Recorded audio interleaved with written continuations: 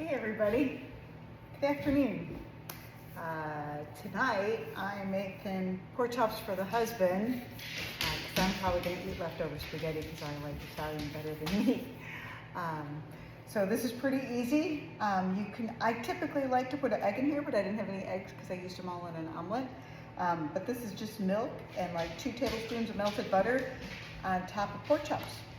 And this is probably going to take me like 5 minutes to make.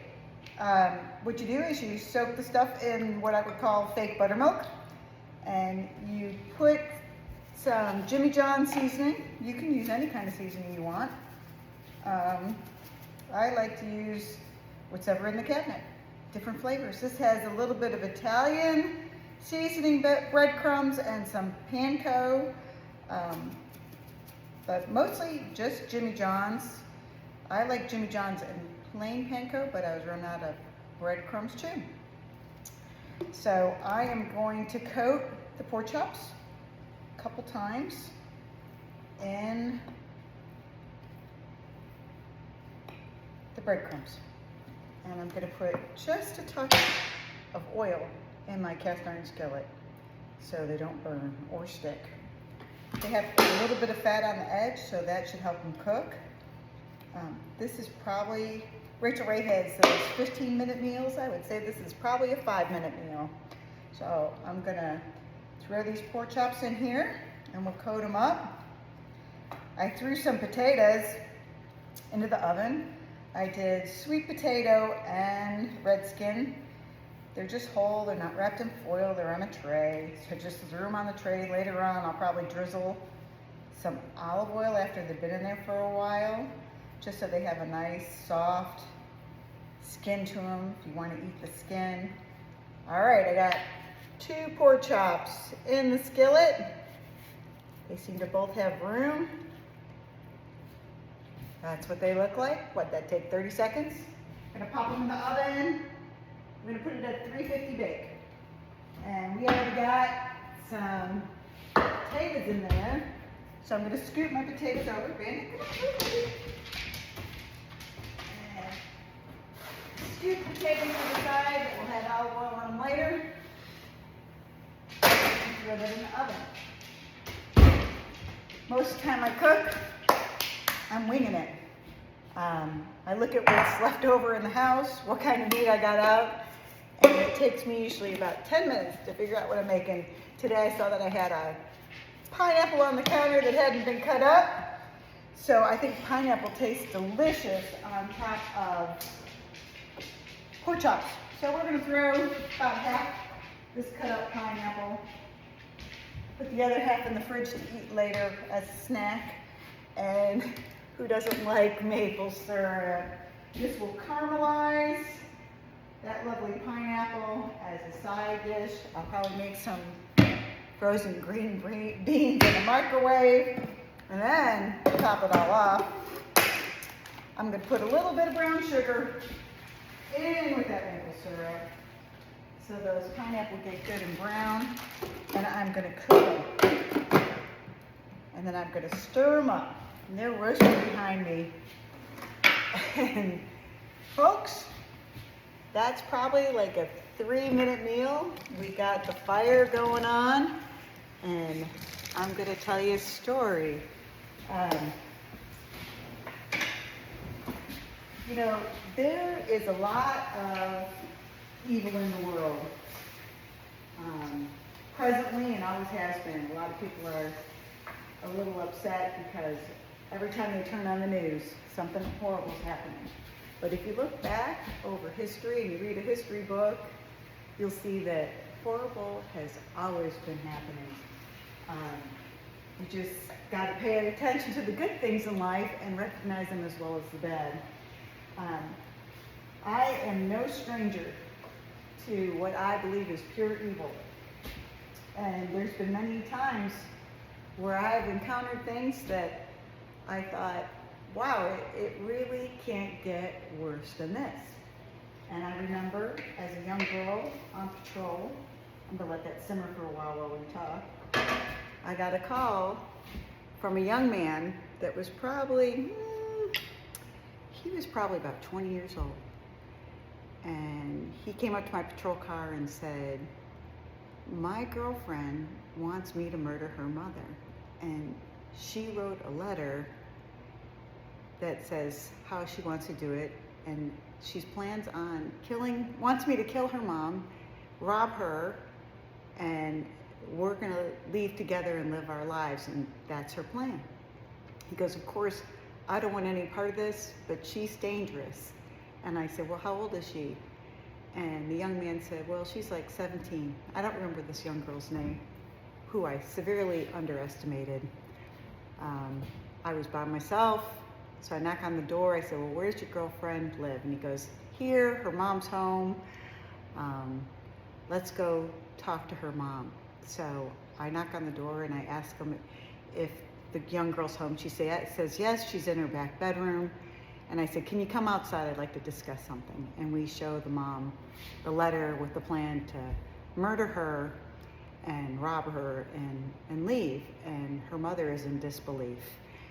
And I say, well, you know, are you willing to press charges? Because her boyfriend seriously thinks that this was a plan that she planned on doing with or without him, because she had told him as much and said she's going to murder you, whether he participated or not. And she goes, well, I think we should go back and talk to her. And I am not really, don't have my guard up. The young girl's supposed to be 17 years old, and I think, like, how big of a threat can she be? So we go back to the bedroom, and I go into the bedroom, and there is a goat head, taxidermed goat head on the wall with Satan's star, and the bedroom is pure black. Black. Every wall in the bedroom is black. And I said, hey, Mom, wasn't this a clue that maybe she needed some mental health?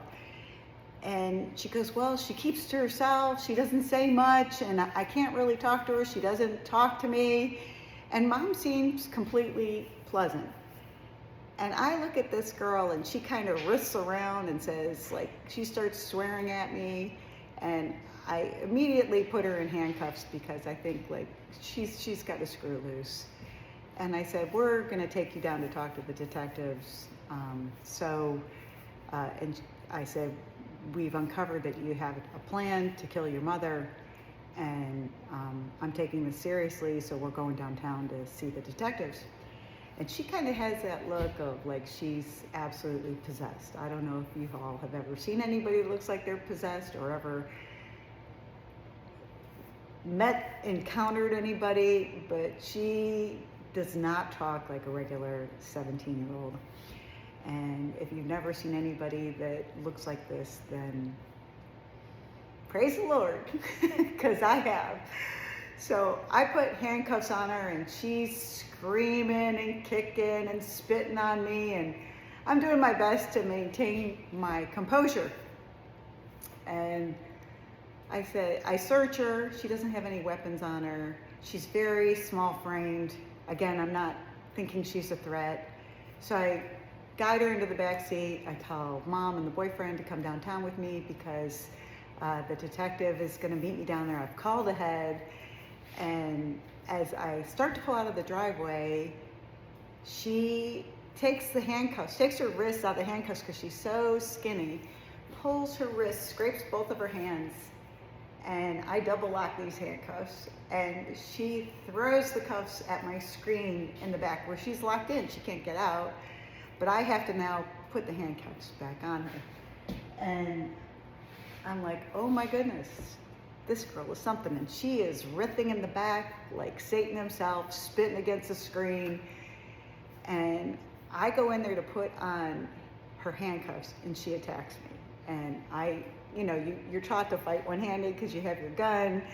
And I'm fighting her off, and she is scratching me so hard that I can feel the blood dripping off my face and neck. And I'm like, I'm pissed now. So I get her under control. I do a severe bent wrist application, which I'm sure all you police officers know what that is. And I get her behind her back, and I control her by her shoulder, but she's kicking and spitting, and I am scratched up like I met a wild feral cat that was possessed. And I'm bleeding everywhere. And I'm like, shit. So now she's so thin that I realize that 2 handcuffs aren't going to work. So I take both of her hands and put them back to back, but I put them both in 1 handcuff. And then I flex tie that as well. And put her in the back. And she is still able, in the back seat of the car, even belted in, to wriggle her hands up underneath her with both hands in her handcuff, trying to almost dislocate her shoulder like a maniac. We get her downtown, and I leave her with the detective, who turned out that she had written numerous letters that showed evidence that she was going to murder her mother. I don't know what the conviction was, because at that point, when you're a police officer, you hand it off to the detective, and the detective was like, wow, you should maybe go to the ER. And I'm like, oh, I'll be fine. And I looked in the mirror, and literally it looked like I ended up in a rose bush and lost the battle.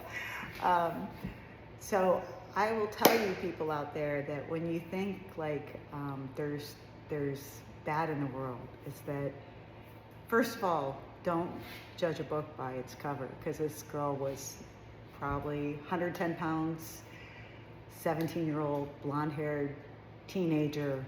I really didn't think that much about it. I didn't think that she could be as vicious as she was. And when you see these things on the internet about that can't possibly be true, I'll tell you, it is true. And whatever you can imagine, people can do that can be horrific. So keep your guard up, stay safe, try to find good people in the world, because they're out there too. And I'm gonna cook up my pineapple pork chops. Oh, and potatoes, which are down there. Sweet potatoes and red skins. Put a little oil on them. That's probably like a 4-minute meal. My husband really likes breaded pork chops. They're easy peasy. And in about 45 minutes, that will be sizzling in my cast iron skillet. Give it a couple flips. I'll try to post what it looks like at the end, and have a great day. It's probably like 75 degrees here in California, so try not to be jealous of me, because every day is a party in California. Living the good life. See you later. Bye.